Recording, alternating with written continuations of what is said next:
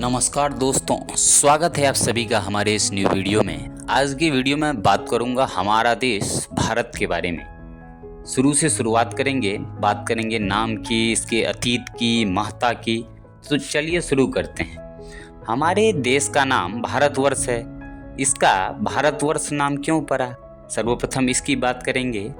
तो इस विषय में अनेक मान्यताएं हैं। ब्रह्मांड पुराण के अनुसार प्रजा का भरण पोषण करने के कारण मनु भरत कहलाए और भरत द्वारा प्रतिपालित होने के कारण यह देश भारतवर्ष कहलाया।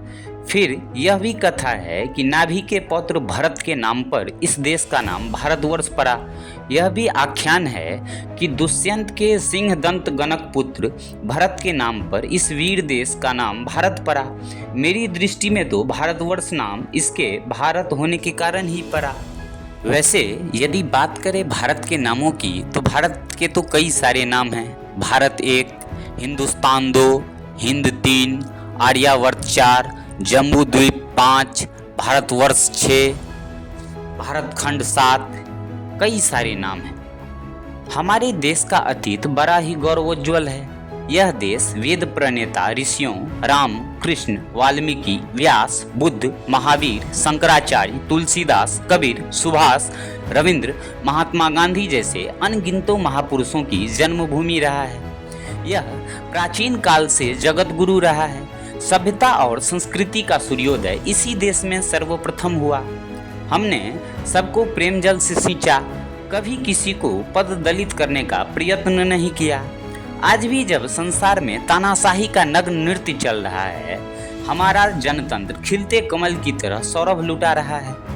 संसार में जहां धर्म और रंग के नाम पर रक्तपात हो रहा है, हमने धर्म निरपेक्षता का महोच्चार किया। समस्याओं से सत्रस्त संसार आज भी समाधान के लिए हमारी ओर आंखें लगाए हैं। कभी तो जयशंकर प्रसाद के चंद्रगुप्त नाटक में विदेशी कन्या कार्नेलिया हमारे देश की वंदना करती हुई कहती है, अरुण यह मधुमय देश हमारा, जहां पहुंच अनजान क्षितिज को मिलता एक सहारा। अरुण ये मधुमय देश हमारा। हमारा देश भारत क्या है? विधाता की कारीगिरी का सर्वोत्तम नमूना है। इसके उत्तर में देवात्मा हिमालय रजत किरीट सा खड़ा है, तो दक्षिण में हिंद महासागर अपनी लोल लहरियों के अनगिन हाथों से इसके चरण पखारता है। इसकी ग्रीवा में गंगा, यमुना, सिंधु, ब्रह्मपुत्र जैसी नदियों की मुक्त मालाएं हैं, तो कमर में कृष्णा, कावेरी, नर्मदा जैसी नदियों की अनमोल करधनी।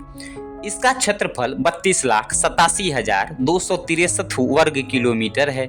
उत्तर से दक्षिण तक इसकी लंबाई 3,214 किलोमीटर है, तो पूर्व से पश्चिम तक 2,933 किलोमीटर। विस्तार की दृष्टि से हमारे देश का संसार में 7वां स्थान है। इसकी जनसंख्या लगभग 140 करोड़ से ऊपर है और इस दृष्टि से संसार में इसका दूसरा स्थान है। संसार का प्रत्येक छठा व्यक्ति भारतीय ही है। हमारे देश के संविधान में 14 भाषाएं स्वीकृत की गई है, किंतु राष्ट्रभाषा होने का सुयोग हिंदी को प्राप्त हुआ है।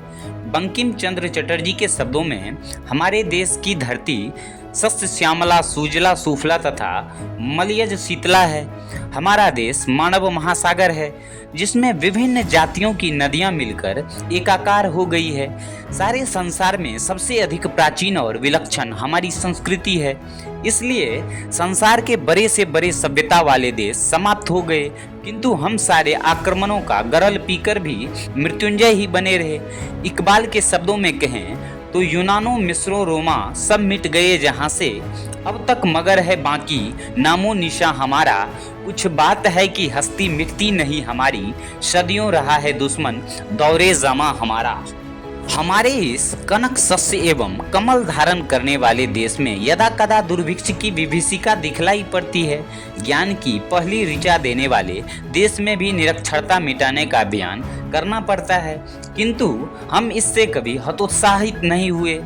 जब तक हमारे शरीर में अंतिम श्वास का स्पंदन है, हम इसे संवारने सजाने की चेष्टा करते ही रहेंगे।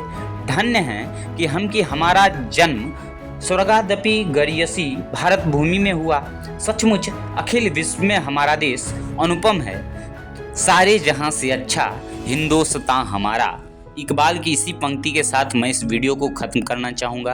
यदि ये ऑडियो बुक आप लोग को अच्छा लगा हो तो प्लीज़ अधिक से अधिक लाइक कीजिए, शेयर कीजिए, सब्सक्राइब कीजिए और यदि वीडियो अच्छा लगा हो तो एक प्यारा सा कमेंट ज़रूर करें। आज के लिए फ़िलहाल इतना ही। मिलेंगे आप सबों से फिर कल किसी न्यू वीडियो के साथ, न्यू टॉपिक के साथ, न्यू ऑडियो बुक के साथ। तब तक के लिए थैंक्स फॉर वॉचिंग।